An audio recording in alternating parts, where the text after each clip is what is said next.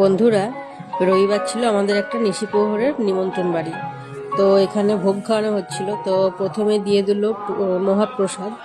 তো মহাপ্রসাদটা কিন্তু সেই ছিল। তারপরে এখানে মন্ত্র বলা হলো। এবার মন্ত্র বলার পরে ভোগ খাওয়া শুরু হবে।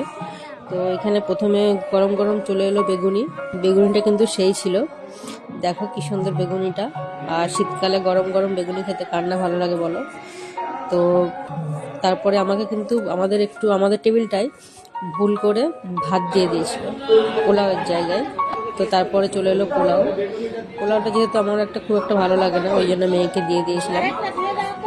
তারপরে দেখো পোলাওর সঙ্গে চলে আসবে চানা পনির। তো চানা পনিরটা খুব ভালো লেগেছিল আমার, ওইটা একটু ভাত দিয়ে খেয়েছিলাম। আর তারপরে দেখো চলে এলো ডাল, মুগের ডাল আর শুক্তো।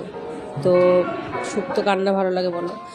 আর এখানে প্রত্যেকটা হরিনামের এতেই কিন্তু বিচা কলার একটা তরকারি হয়, মানে প্রভুর প্রসাদে কিন্তু বিচা কলার তরকারি থাকবেই।